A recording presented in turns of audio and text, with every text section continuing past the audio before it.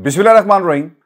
अस्सलाम वालेकुम नाज़रीन, इरफान हाशमी आपको प्रोग्राम दो टोक में खुशामदीद कहता हूं और इस्लामाबाद से हमारे साथ मौजूद हैं इब्राहिम राय साहब। राय साहब अस्सलाम वालेकुम। वालेकुम अस्सलाम। राय साहब, हमने हमेशा अपने प्लेटफॉर्म पे भी, आपने भी और मैंने भी ये बात कही है कि नवंबर बड़ा जो है इम्पोर्टेंट होता है पाकिस्तान की सियासी तारीख के अंदर। और अब तहरीक-ए-एतमाद के हवाले से जिस तरह सिचुएशन डेवलप हो रही है, ये बातें कही जा रही हैं, जोड़ी जा रही हैं कि एम्पायर न्यूट्रल है, इस्टेब्लिशमेंट खामोश है, फ़ोन नहीं आते। यही हम चाहते थे कि फ़ोन आने बंद हो जाएं। नून लीग ने भी इसकी तस्दीक कर दी कि हमारे किसी बंदे को फ़ोन नहीं आए। पाकिस्तान पीपल्स पार्टी भी अब ये कहती है और बिलावल भुट्टो जरदारी ने तो आज बैठ कर टेलीविजन के ऊपर ये कहा कि बाकायदा कि जनाब हमें कोई इतला नहीं है कि फ़ोन आए हों। फजलुर रहमान ने भी कह दिया कि जनाब कोई फ़ोन नहीं आ रहे। इसका मतलब ये हुआ कि ये जो मामला तहरीक-ए-एतमाद का है, अगर हम चाहें भी और ना जब भी चाहें तो मामलात ये फ़ोन कॉल्स का ही है, एम्पायर का ही है, न्यूट्रल रहने का ही है। राय साहब, क्या खबरें हैं? खामोशी छाई हुई है, क्या वाकई मामला एक्सटेंशन का है जिसके ऊपर बार बार किसी न किसी तरह कॉन्ट्रोवर्सीज पैदा की जाती हैं? क्योंकि इससे पहले अगर देखा जाए पाकिस्तान की ऑपोजिशन जमातों ने राय साहब एक सियासत की है, खेली है निज़ाम के साथ। वो क्या खेली है? क्या आहिस्ता आहिस्ता उन्होंने इदारों को मलाइन करना शुरू किया, इदारे मलाइन होते गए, फिर उन्होंने ताल्लुक जोड़ा सिलेक्टेड का, सिलेक्टर का, फिर उन्होंने अपनी पटिशंस के अंदर मरीम नवाज ने पाकिस्तान के इदारों का नाम लेना शुरू कर दिया, पोजीशन को कॉम्प्रोमाइज किया। क्या ये पोजीशन को कॉम्प्रोमाइज करने की कोशिश की गई जिसकी वजह से इदारों का बिल्कुल मुकम्मल खामोशी हमें नजर आ रही है, या कुछ नहीं हो रहा, या फिर वाकई अंपायर इस वक्त न्यूट्रल? देखें, अंपायर का क्या किरदार है और इस वक्त दिलचस्प नंबर गेम क्या है, इस पर बात करते हैं। लेकिन दो नुकात और भी बड़े अहम हैं हाशमी साहब, कि क्या इस मुल्क के जो 22 करोड़ अवाम हैं उनके मुकद्दर में एक मरतबा फिर आसिफ अली जरदारी जैसे हुक्मरान लिखे जाएंगे। वो आसिफ अली जरदारी जिनके दौर में हुसैन हक्कानी अमेरिका में सफ़ीर थे और अमेरिका में CIA के एजेंट्स को वो धड़ाधड़ वीज़े देते रहे। और सफारती एहलकारों के भेस में मैंने वो डॉक्यूमेंट्स देखे हैं हाशमी साहब दफ्तर खारजा के। दफ्तर खारजा उस वक्त बार बार ये रिक्वेस्ट करता रहा हुसैन हक्कानी से कि जिन लोगों को आप वीज़े दे रहे हैं ये अमरीकी सफारत खाने के एहलकार नहीं हैं, ये CIA के एजेंट हैं, इनको वीज़े आप ना दें। ये पाकिस्तान के अंदर CIA का एक पूरा नेटवर्क बिछा रहे हैं और ये पाकिस्तान के रियासती मफादात की बड़ी संगीन खिलाफ वर्जी है। इससे पाकिस्तान के कौमी मफादात को नुकसान पहुंचेगा। लेकिन उसके बावजूद चूंकि आसिफ अली जरदारी सदर थे, अमेरिका के साथ उन्होंने खुशनुदी हासिल करनी थी अमेरिका की, तो वो वीज़े जारी किए गए। और फिर हमने देखा कि पाकिस्तान की खुद मुख्तारी पर, पाकिस्तान की सलामती पर तारीख का जो बदतरीन हमला हुआ वो आसिफ अली जरदारी के दौर में हुआ, जब यहाँ CIA के एजेंट्स ने OBL के ख़िलाफ़ एक ऑपरेशन किया और हमारी जो खुद मुख्तारी है उसको कॉम्प्रोमाइज़ किया गया, अगरचे हम इत्तेहादी भी थे अमेरिका के।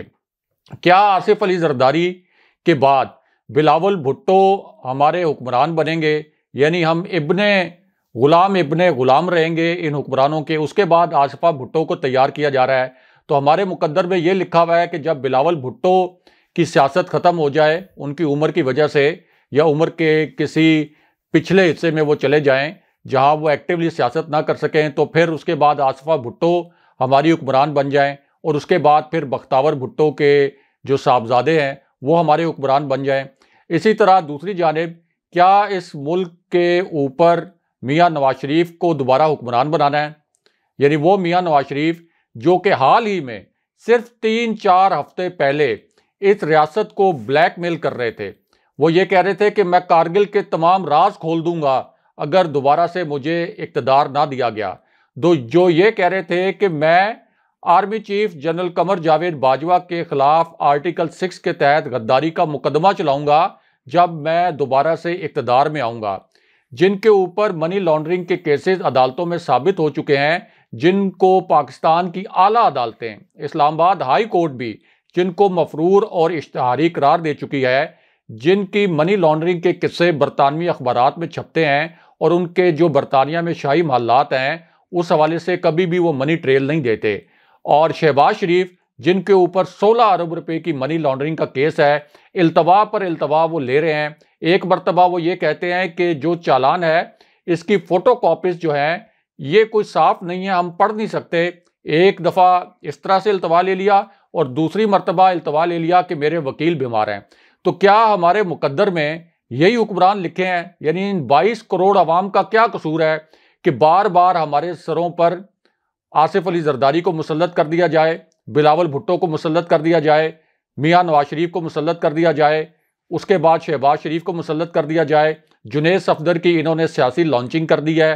तो एक हुक्मरान आपके पास आया इतने अरसे के बाद इमरान खान की सूरत में कि जो ना तो मोरूसी सियासत करता है, जिसकी आगे कोई सियासी वरासत नहीं है कि उसने आगे अपने बच्चों को तैयार किया हो कि उसके बाद उसके बच्चे उसकी सियासत संभाल लें, जिसके ऊपर करप्शन का कोई इल्ज़ाम नहीं है, जिसने मनी लॉन्ड्रिंग करके कोई शाही महलात नहीं बनाए, जिसने इस मुल्क में जो सबसे गरीब तबका था उसके लिए एहसास जैसा शानदार प्रोग्राम शुरू किया, जिसके दौर में जो सबसे ज़बरदस्त किस्म की माशी इस्लाहात, महंगाई का फिनोमेना अपनी जगह जो आलमी सतह पर है, पाकिस्तान के अंदर भी महंगाई है, जाहिर है कि आलमी सतह पर है, कोविड की सिचुएशन है, जो फूड चेन पूरी सप्लाई मुतासिर हुई है उसकी वजह से, लेकिन उसके बावजूद कोविड की सिचुएशन के बावजूद सबसे शानदार प्रोग्राम एहसास भी दिया, सबसे शानदार इंतखाबी इस्लाहात की, सबसे ज़्यादा इमरान खान के दौर में FBR ने टैक्स कलेक्शन की सबसे ज़्यादा।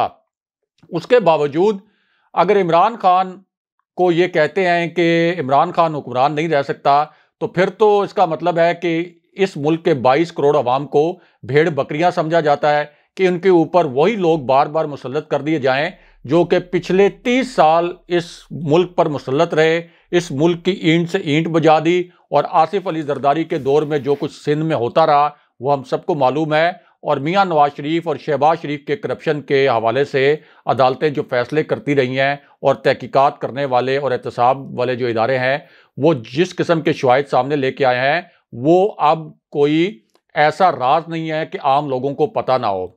अब एक तरफ ये सिचुएशन है और प्राइम मिनिस्टर इमरान खान का जो कंपैरिजन किया ही नहीं जा सकता इनके साथ, वो भी हमने आपके सामने रख दिया है। तो 3.5 साल हुए हैं, पौने 4 साल हुए।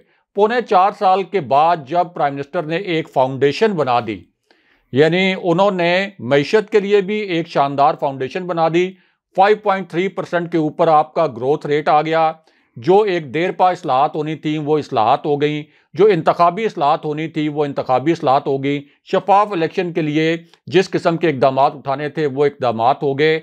इसके अलावा आप देखें कि 3.5 साल में करप्शन का एक मेगा स्कैंडल नहीं आया इस हुकूमत में, एक मेगा स्कैंडल नहीं आया। इतने बड़े बड़े प्रोजेक्ट शुरू हुए, लेकिन उसके बावजूद अब ये कहते हैं कि वज़ीर आज़म इमरान खान को घर भेजना है। तो पहले तो इस्टेब्लिशमेंट को सोचना चाहिए कि क्या इस मुल्क के 22 करोड़ अवाम पर यह इस्टेब्लिशमेंट आसिफ अली जरदारी को मुसल्लत करेगी, मियाँ नवाज शरीफ को मुसल्लत करेगी।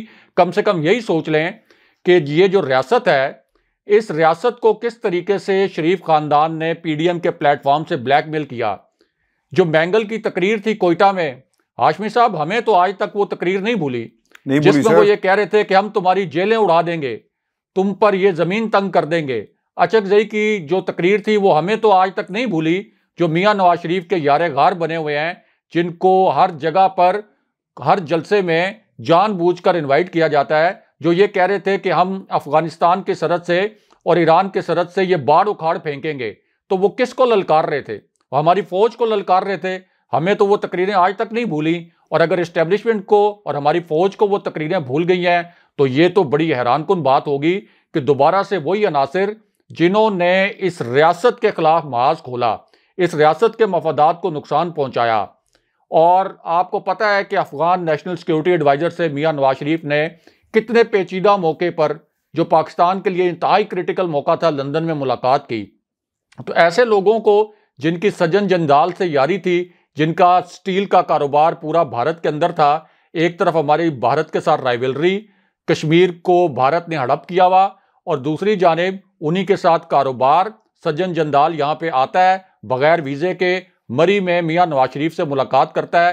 तो उसके बावजूद अगर इन हुक्मरानों को मुसल्लत करना है तो फिर बहुत से सवालात हैं हाशमी साहब, जो पाकिस्तान के 22 करोड़ अवाम इस मुल्क के जो जिम्मेदार लोग हैं उनसे पूछेंगे, इस मुल्क के जो रियासती इदारे हैं उनसे भी पूछेंगे कि क्या हमारा कसूर क्या है, हमारा यही मुकद्दर है कि हमने यही हुक्मरान बार बार भुगतने हैं। अब आ जाएं जरा नंबर गेम की जानिब जी। और जो बात आप कर रहे थे नवंबर की, साहब नंबर गेम से पहले ये पाकिस्तान के अवाम नहीं, आम फौजी भी वो कहता है कि जो रिजेंटमेंट पाई जाती है और जो तासुर पाया जाता है कि हमारे बड़े भूल जाएं, लेकिन हम नहीं भूलेंगे नवाज शरीफ की वो तकरीरें जो बरतानिया में बैठकर पाकिस्तान के खिलाफ की गई और भारत में जश्न मनाया गया। तो आम फौजी नहीं भूलेगा राय साहब जी।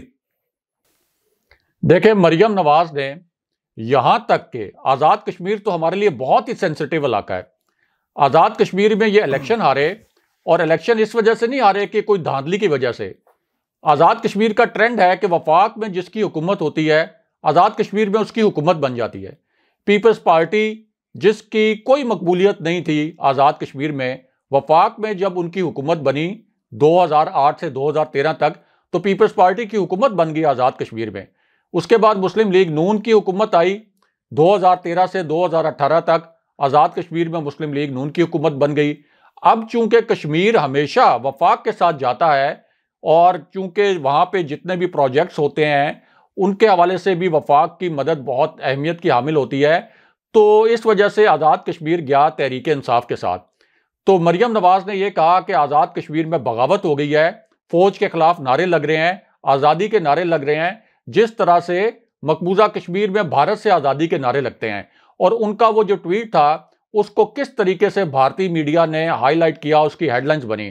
फिर गिलगित बल्तिस्तान जो कि इंतहाई हसास इलाका है, वहां जाकर किस किस्म की कैंपेन की, फौज के खिलाफ कितना जहर उगला मरियम नवाज ने। तो ये तमाम मामलात, क्या फौज की क़यादत, हमारे इस्टेब्लिशमेंट के जो जिम्मेदारान हैं वो क्या ये सब कुछ भूल चुके हैं? क्योंकि अगर ये तासुर है कि ये जो इस वक्त तहरीक अदम एतमाद के हवाले से जिस किस्म का एक पुरस्रार मूव हो रहा है, कुछ हलकों का ये तासुर है कि हो सकता है कि इस पूरे मामलात में कोई अंपायर वगैरह की उंगली भी शामिल हो, यानी कुछ हलकों का ये इल्ज़ाम है या उनका तासुर है। तो इस पूरी सिचुएशन में तो इस तासुर को दूर करना बड़ा ज़रूरी है, इस तासुर को दूर करना भी ज़रूरी है और इस तासुर को कायम करना भी बड़ा ज़रूरी है कि फ़ौज एक इदारे के तौर पर अपना फ़र्ज़ निभाएगी और मुंतखब हुकूमत के साथ खड़ी होगी। क्योंकि फ़ौज हमेशा मुंतखब हुकूमत के साथ खड़ी होती है तो इसका मतलब होता है कि वो न्यूट्रल होती है। अगर फ़ौज मुंतखब हुकूमत के साथ ना खड़ी हो तो इसका मतलब ये होता है कि अंपायर न्यूट्रल नहीं है। इमरान खान की इस वक्त 17 अरकान की आइनी और कानूनी अददी बरतरी है कौमी असम्बली में। अगर इस आइनी और कानूनी बरतरी को ख़त्म किया गया गैर आइनी और गैर कानूनी तरीके से, जिस तरह से 17 करोड़ रुपए की अब ऑफ़र की जा रही है एक एक रुकन को, तो ये पाकिस्तान की सियासी तारीख का एक और बहुत बड़ा अलमिया होगा। पाकिस्तान के रियासती इदारों को भी ये देखना पड़ेगा और फिर ये भी देखना पड़ेगा कि अगर इस तरह से कोई फ्लोर क्रॉस करता है तहरीक इंसाफ का रुकन, तो उसको तो तायात नाहल किया जाना चाहिए, इलेक्शन कमीशन में रेफरेंस जाने चाहिए। और इलेक्शन कमीशन जिस तरह से पहले फुर्तियां दिखाता रहा तहरीक इंसाफ की हुकूमत के खिलाफ और सारे फैसले तहरीक इंसाफ के खिलाफ देता रहा, फिर उसको इसी किस्म की फुर्तियां इन रेफरेंसेस के मामले पर भी दिखानी चाहिए। और ये जो एक तासुर बना हुआ है दूसरा, खुद मुस्लिम लीग नून के करीबी हल्के इस पूरी सूरत हाल को जोड़ रहे हैं कि नवंबर की सूरत हाल से, और कुछ हल्के ये भी कह रहे हैं कि जब भी पाकिस्तान के अंदर इस किस्म की सियासी सूरत हाल पैदा होती है तो उसका ताल्लुक कहीं ना कहीं एक्सटेंशन से जुड़ता है। अगरचे अगेन इसके कोई शवाहिद नहीं है, कोई सबूत नहीं है, लेकिन जाहिर है कि इस हवाले से गॉसिप तो हो रही है, डिबेट तो हो रही है, तो इस तासुर को भी दूर किया जाना चाहिए। इस्टेब्लिशमेंट उसी वक्त न्यूट्रल होती है जब वो हुकूमत के साथ खड़ी हो। जब हुकूमत के साथ नहीं खड़ी होगी तो उसका मतलब होगा कि इस्टेब्लिशमेंट न्यूट्रल नहीं है। अब जबकि नजर आ रहा है कि गैर आइनी हथकंडे इस्तेमाल किए जा रहे हैं, गैर कानूनी हथकंडे इस्तेमाल किए जा रहे हैं। क्या पाकिस्तान के आइन में लिखा हुआ है कि आप 17 करोड़ रुपए ऑफर करें? देखें, फैसलाबाद डिवीजन के जो 4 लोग हैं उनको 17 करोड़ रुपए ऑफर किए गए, मुस्लिम लीग नून के टिकट ऑफर किए गए, वो अगला इलेक्शन है आप उनको ऑफर करें। लेकिन ये जो पैसों के एवज खरीदो फरोख्त हो रही है, क्या पाकिस्तान का आइन इसकी इजाजत देता है? क्या पाकिस्तान का आइन फ्लोर क्रॉस करने की इजाज़त देता है? जाहिर है कि नहीं देता। तो अगर इस गैर आइनी और गैर कानूनी तरीके से इस हुकूमत को गिराने की कोशिश की जाती है, तो फिर तो ये अवाम 22 करोड़ जो हैं, ये इनके साथ बड़ी ज़्यादती होगी। ये वज़ीर आज़म इमरान खान के साथ या उनकी हुकूमत के साथ ज़्यादती नहीं होगी। प्राइम मिनिस्टर इमरान खान का क्या है? उन्होंने कोई अपने असासे तो नहीं बनाए हुए कि उन असासों को बचाना है। उन्होंने कोई करप्शन तो नहीं की हुई कि उस करप्शन को बचाना है। वो तो इक़्तिदार में आने से पहले भी बड़ी आसूदा ज़िंदगी गुजार रहे थे। और आप देख लें कि पिछले 3.5 साल के दौरान हाशमी साहब, मैं प्राइम मिनिस्टर की बीट कवर करता हूँ, यानी प्राइम मिनिस्टर कोई भी हो उससे रिलेटेड एक्टिविटीज़ कवर करता हूँ। आप यहाँ इस्लामाबाद में वो सहाफ़ी जो प्राइम मिनिस्टर की बीट कवर करते हैं, जो 18-20 के करीब हैं, आप उनसे पूछ लें कि मियाँ नवाज शरीफ के दौर में 3-3 हफ्ते में, 4-4 हफ्ते में एक इजलास होता था। यूसुफ रज़ा गिलानी के दौर में 4-4 हफ्ते के बाद एक इजलास होता था। कैबिनेट का इजलास के लिए सहाफ़ी तरस जाते थे कि कैबिनेट का इजलास हो तो कोई हमें खबर मिले। लेकिन वज़ीर आज़म इमरान खान के दौर में एक एक दिन में 6-6, 7-7 इजलास होते हैं। खबरें फाइल कर करके हम थक जाते हैं कि प्राइम मिनिस्टर की ज़ेर सदारत अब ये इजलास हो गया, माशी सूरत हाल पर इजलास हो गया, फिर आपके करंट डेफिसिट के ऊपर इजलास हो गया, एक्सपोर्ट्स के ऊपर हो गया, टेक्सटाइल इंडस्ट्री के ऊपर हो गया, कंस्ट्रक्शन इंडस्ट्री के ऊपर हो गया, फिर टैक्स कलेक्शन पर हो गया। 6-6, 7-7 इजलास जो हैं वो हर रोज़ हो रहे हैं। तो प्राइम मिनिस्टर इमरान खान, जिनकी टीम के ऊपर और उनके अपने ऊपर करप्शन के इल्ज़ामात नहीं हैं, कोई स्कैंडल नहीं है, जो मेहनत भी कर रहे हैं, डिलीवर भी कर रहे हैं, तो वो तो डिज़र्व नहीं करते कि उनको किसी गैर आइनी तरीके से और गैर कानूनी तरीके से भेजा जाए।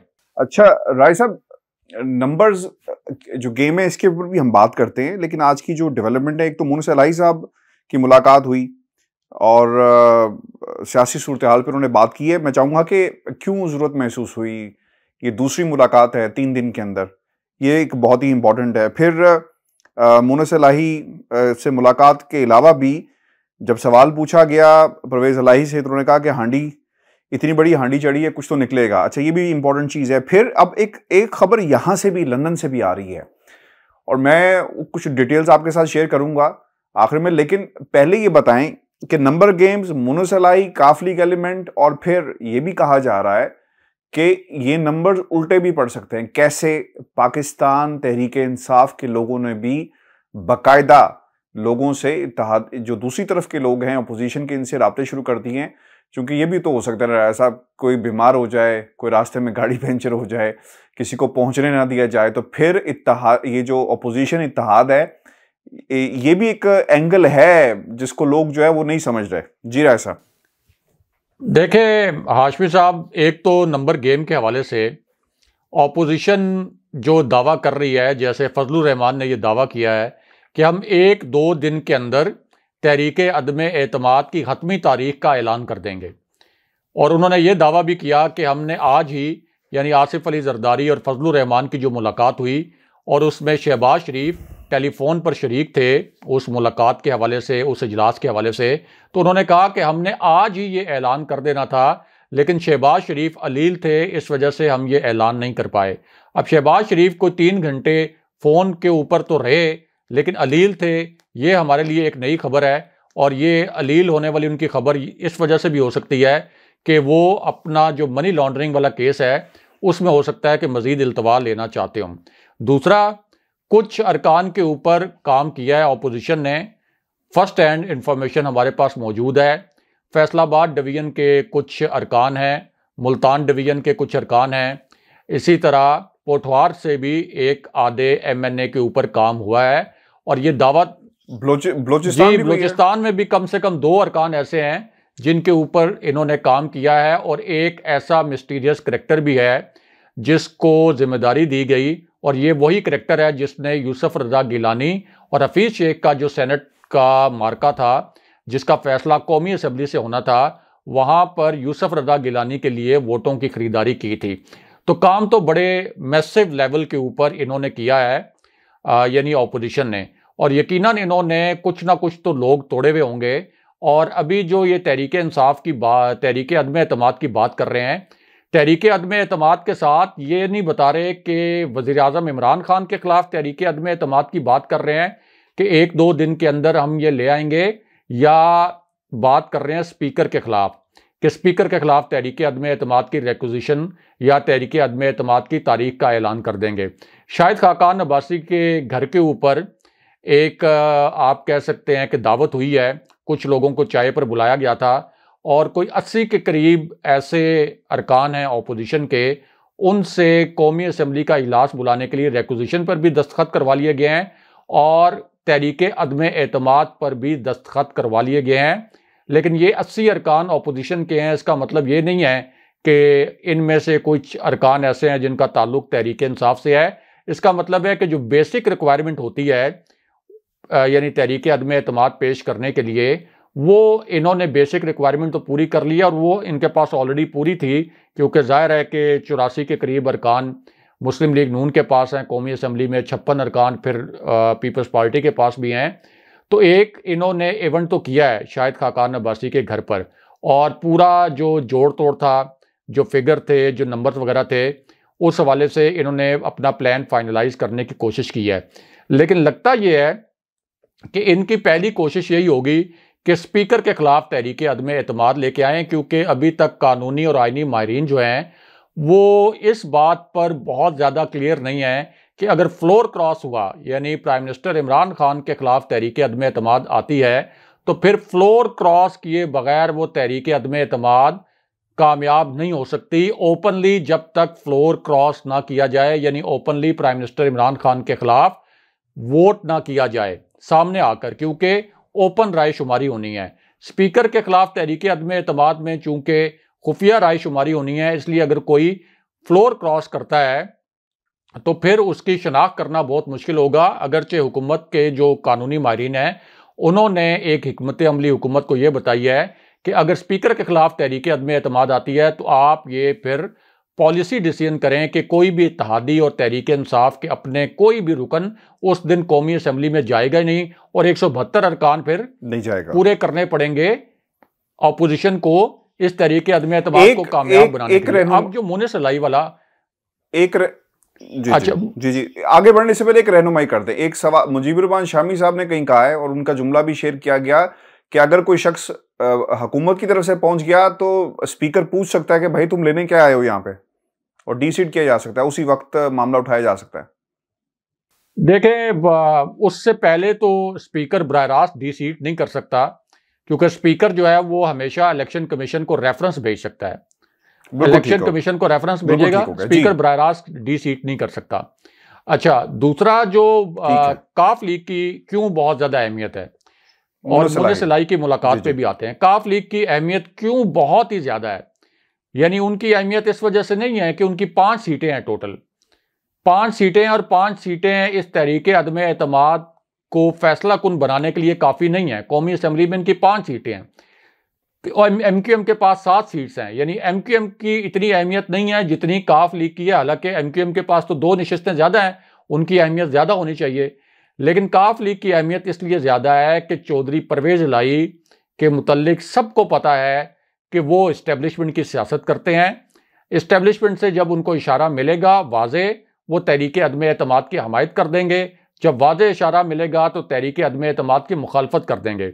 अगर काफ लीग ये ऐलान कर दे कि हम तहरीके अदम एतमाद की हमायत का ऐलान करेंगे, तो आप देखेंगे कि पीछे पीछे दौड़ते हुए एमक्यूएम भी काफ लीग के पीछे आ जाएगी। ये आपका जहांगीर तरीन ग्रुप जो है, इसके 6-7 अरकान भी काफ लीग के पीछे आ जाएंगे तहरीके अदम एतमाद, क्योंकि एक वाज़े वो जेस्चर होगा कि इस्टेब्लिशमेंट ने यह फैसला कर लिया है कि वज़ीर आज़म इमरान खान को घर भेजना है। इसलिए काफ लीग के लिए बहुत जोर लगाया जा रहा है अपोजिशन की जानिब से कि इनके 5 वोट हासिल कर लें, क्योंकि इनके 5 वोट हासिल ना किए तो उसका मतलब ये होगा कि इत्तेहादी जो हैं, यानी बलूचिस्तान अवामी पार्टी, काफ लीग, एमक्यूएम और जीडीए, ये इंटैक्ट रहेंगे हुकूमत के साथ। और बाकी जो लोग हैं, यानी फिर जहांगीर तरीन ग्रुप को भी एक मैसेज चला जाएगा कि अच्छा, इस्टेब्लिशमेंट इसका मतलब है कि नहीं चाहती कि इस वक्त तहरीक इंसाफ की हुकूमत गिरे। तो बाकी जो फिर अरकान हैं, यानी 156 अरकान जो कि अपने हैं तहरीक इंसाफ के, उन 156 अरकान में से 9 अरकान को, कम से कम 9 अरकान को तोड़ना पड़ेगा अपोजिशन को। और वो 9 अरकान फिर कौन हो सकते हैं, ये इनके लिए एक बड़ा चैलेंज बन जाएगा कि एक तरफ इत्तेहादी हुकूमत के साथ खड़े हैं और तहरीक इंसाफ के अपने 9 अरकान तोड़ना, और उन 9 अरकान को भी असल में ये मैसेज चला जाएगा कि अगर काफ लीग हुकूमत की हमायत कर रही है तो इसका मतलब है कि हमारी ये तहरीक अदम एतमाद कामयाब नहीं हो पाएगी, ये एडवेंचर हमारा मिस एडवेंचर में बदल जाएगा। अब मोनेस इलाही की मुलाकात की जानिब आ जाएं तो मोनेस इलाही की प्राइम मिनिस्टर इमरान खान से मुलाकात हुई है। आपको ये भी बताएं कि इससे पहले एक दिन पहले एक और इजलास हुआ है आला सतह का, अगरचे वो इजलास रिपोर्ट नहीं हुआ लेकिन हमारे पास उसकी खबर है। आपके आला तरीन अस्करी हुकाम उस इजलास में मौजूद थे। प्राइम मिनिस्टर इमरान खान ने उस इजलास को चेयर किया, और इस तरह के जो इजलास होते हैं उनकी एक सियासी अहमियत भी होती है, और जिस किस्म की टाइमिंग होती है वो बहुत अहम होती है। तो तहरीक अदम एतमाद की टाइमिंग और अस्करी क़यादत का प्राइम मिनिस्टर इमरान खान के साथ बैठना, तो इसका मतलब यह है कि पाकिस्तान के जो सियासी मामलात हैं उस हवाले से भी ये इजलास बहुत अहम था, और सियासी मामलात पर भी बड़ी ज़बरदस्त किस्म की बातचीत हुई होगी। दोनों जानिब से कुछ अगर पैगामात देने हैं सिविल क़यादत ने अस्करी क़यादत को और अस्करी क़यादत ने सिविल क़यादत को, तो वो ज़रूरी पैगामात भी प्राइम मिनिस्टर ने भी पहुँचा दिए होंगे और इस्टेब्लिशमेंट ने भी अपना जो वर्जन है वो दे दिया गया होगा। अब मोनेस इलाही की मुलाकात हुई। आप देखें कि मोनेस इलाही की मुलाकात से पहले प्राइम मिनिस्टर की चौधरी परवेज़ इलाही से भी मुलाकात हुई थी, और परवेज़ इलाही ने कहा था कि हम हुकूमत के साथ खड़े हैं। अब मोनेस इलाही ने कहा है कि हम नस्लों से हम सियासत में हैं, हम अपनी कमिटमेंट्स पूरी करेंगे और आगे भी प्राइम मिनिस्टर इमरान खान के साथ चलेंगे पाकिस्तान की बेहतरी के लिए। तो इससे तो एक बड़ा वाज़ेह मैसेज गया है अब तक बड़ा वाज़ेह मैसेज गया है कि काफ लीग हुकूमत के साथ खड़ी होना चाहती है, और काफ लीग को ये सूट भी करता है सियासी तौर पर। उनको पता है कि मुस्लिम लीग नून से उनको कुछ नहीं मिलना, वक्ती तौर पर कोई फ़ायदा मिल भी गया तो मुस्लिम लीग नून ने बाद में काफ लीग को और चौधरी परवेज़ इलाही को किक आउट कर देना है। ये बहुत मुंतकिम मिजाज लोग हैं, इन्होंने किसी सूरत पंजाब में बर्दाश्त नहीं करना परवेज़ इलाही को, और परवेज़ इलाही भी बड़े घाघ सियासतदान हैं। तो अब तक की जो सूरत हाल है उसमें तो यही लग रहा है कि काफ लीग मुकम्मल तौर पर हुकूमत के साथ खड़ी रहेगी, और हुकूमत भी बार बार जो कोशिश कर रही है, आप देख रहे होंगे कि MQM के हवाले से हुकूमत को कोई कंसर्न नहीं है, हालांकि 7 सीट्स हैं। सारा कंसर्न है काफ लीग के हवाले से कि काफ लीग का इधर से उधर जाना, इसका मतलब ये होगा कि इस्टेब्लिशमेंट ने क्या फ़ैसला किया है। इसी वजह से ये मुलाकात बहुत अहमियत की हामिल थी, और अभी भी प्राइम मिनिस्टर इमरान खान के खिलाफ तहरीक अदम एतमाद के लिए नंबर, इस जोड़ तोड़ के बावजूद, इस घिनौने खेल के बावजूद वो नंबर पूरे नहीं है। हुकूमत अपनी तरफ से कॉन्फिडेंट नज़र आ रही है। सिर्फ एक खदशा जिसको हुकूमत नाकाम बनाने के लिए कोशिश भी कर रही है कि हम अगर स्पीकर के खिलाफ तहरीक अदम एतमाद आए तो हम ऐवान में ही ना जाएं, लेकिन स्पीकर के खिलाफ तहरीक अदम एतमाद में ये कुछ लोगों को खुफिया तरीके से तोड़ने में कामयाब ज़रूर हो सकते हैं। साहब, ये तकरीबन मेरा ख्याल है कि 2 हफ्ते मज़ीद बहुत ही अहम हैं, और अभी मज़ीद जो पॉलिटिकल अलाइनमेंट है वो होनी है मुख्तलिफ महाज़ों के ऊपर। और ख़ैर लंदन में भी नवाज शरीफ साहब भी उस मीटिंग में शामिल थे जिसमें आसिफ अली जरदारी साहब और फिर फजलुर रहमान और फिर इन सब लोगों का आपस में ऑन बोर्ड भी लिया गया। अब यहाँ पर भी तेज़ी आ रही है, और कल इंशाल्लाह मेरी कोशिश होगी कि मैं एवन फील्ड से कुछ चीज़ें जो हैं वो अपने व्यूअर्स के लिए रिपोर्ट भी करूं। व्यूअर्स जी, आज के शो था हमारा, अपने कमेंट्स भेजिएगा, चैनल को जरूर सब्सक्राइब कीजिएगा। मुझे और इब्राहिम राय साहब को इजाज़त दीजिए। अल्लाह निगहबान।